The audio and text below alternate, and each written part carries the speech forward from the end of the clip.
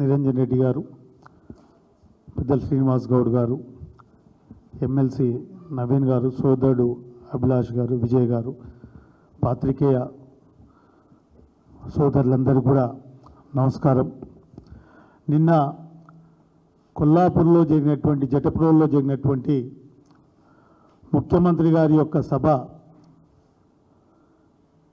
కేవలం ప్రతిపక్ష పార్టీ నాయకుడిని విమర్శించడానికే అక్కడ సభ పెట్టినట్టుగా ఉంది. ముఖ్యమంత్రి గారు 40 నిమిషాలు మాట్లాడితే 35-36 సార్లు కేసీఆర్ గారు నామస్మరణ చేసినారు. చాలామంది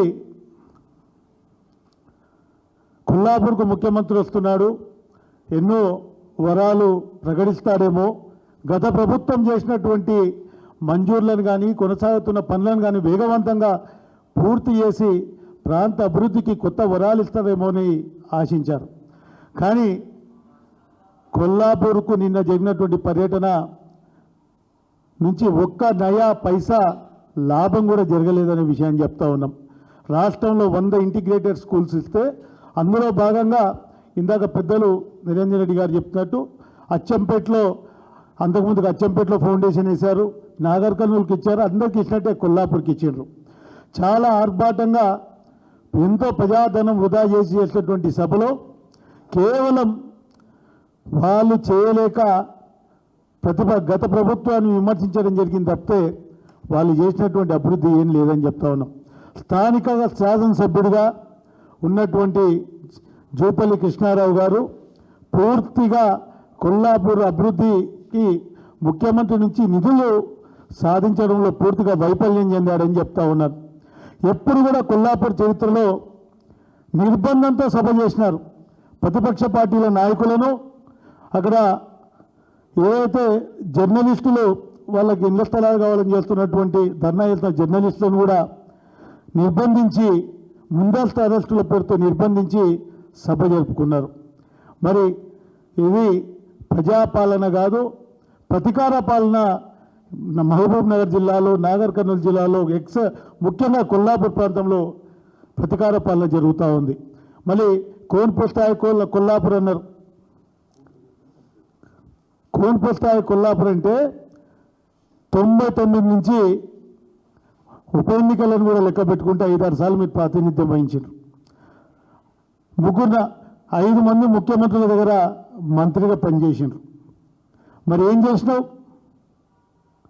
2014 తర్వాత మొన్న ఎన్నికల బిఫోర్ వరకు కొల్లాపూర్లో రోడ్లు కూడా సరిగ్గా లేకుండే. నీవు కూడా ఇదే ప్రభుత్వంలో, గత ప్రభుత్వంలో 5 సంవత్సరాల మంత్రిగా చేసినావు. ఇదే పార్టీలో మొత్తం 9 సంవత్సరాల 6 నెలలు బీఆర్ఎస్ పార్టీలో ఉన్నావు కదా. ఆనాడు బీఆర్ఎస్ పార్టీలో ఉన్నప్పుడు కేసీఆర్ గారిని పొగుడుతూ రేవంత్ రెడ్డిని తిట్టినావు. ఆనాడు వైఎస్ఆర్ గారిని పొగుడుతూ ఆనాడు ఉన్నటువంటి ప్రతిపక్షాలను తిట్టినావు. ఈరోజు రేవంత్ రెడ్డి గారి మెప్పు కోసం అభివృద్ధి చేసినటువంటి కేసీఆర్ గారిని విమర్శిస్తూ ఉన్నావు. రేపు మరి రేవంత్ రెడ్డి గారు గుర్తుపెట్టుకోవాలి, రేపు ఈయన ఎవరిని విమర్శిస్తాడో, మిమ్మల్ని ఎప్పుడు విమర్శిస్తాడో తెలియదు. దయచేసి జాగ్రత్తగా ఉండండి అని కూడా చెప్తా ఉన్నా. ఆయనకు అభివృద్ధి అవసరం లేదు, పదవి కావాలి. 500 కోట్ల రూపాయల డిమాండ్లు పెట్టి తూతూ మంత్రంగా ప్రజలను నేను అడిగినాను అని చెప్పుకోవడానికి చెప్తే ఏమీ సాధించింది లేదు. ముఖ్యమంత్రి గారు సభ పెట్టినటువంటి ప్రాంతం దగ్గరలో గతంలో నిరంజన్ రెడ్డి గారు మేము పోయి నమాజ్ కట్టాను ఒకటి వెడల్పు చేస్తే దానికి సీసీ కూడా 1.5 ఇయర్లో సీసీ కూడా చేయలేదు. అంటే ఎంత కృష్ణారావుకు కొల్లాపూర్ అభివృద్ధిపై ఆయనకు శ్రద్ధ ఉందని చెప్తా ఉన్నా. పూర్తిగా శాసనసభ్యునిగా వైఫల్యం చెందిండు. గత ప్రభుత్వం చేసినటువంటి సంక్షేమము అభివృద్ధిపై ముందుకు తీసుకుపోవడంలో ఈ ప్రభుత్వం వైఫల్యం చెందిందని చెప్తా ఉన్నాం. వాళ్ళకు పదవి తప్పితే వేరే కాదు. కొల్లాపూర్ నియోజకవర్గంలో చెక్ డ్యాములు కానివ్వండి, నిన్న ముఖ్యమంత్రిగా ప్రయాణించినటువంటి రోడ్డు కానివ్వండి, అది కూడా గత ప్రభుత్వంలో ఆనాడు కేసీఆర్ గారు మరి కేటీఆర్ గారు ముఖ్యంగా ఇంట్రెస్ట్ చూపించి దాన్ని పర్సూ చేయించి ఆనాడు అక్కడ నేషనల్ హైవే తీసుకొచ్చడం. అక్కడ బ్రిడ్జి నిర్మాణానికి కూడా పూర్తి స్థాయిలో మీరు చొరవ చూపడం లేదు.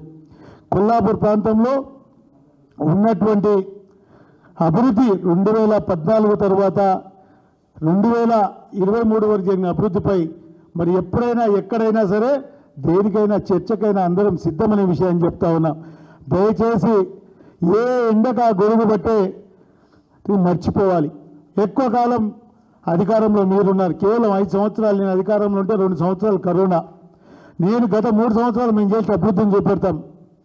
కాబట్టి దయచేసి ఎక్కడెవరి అధికారం ఉంటే వాళ్ళ గొడుగు పట్టే మానుకోండి.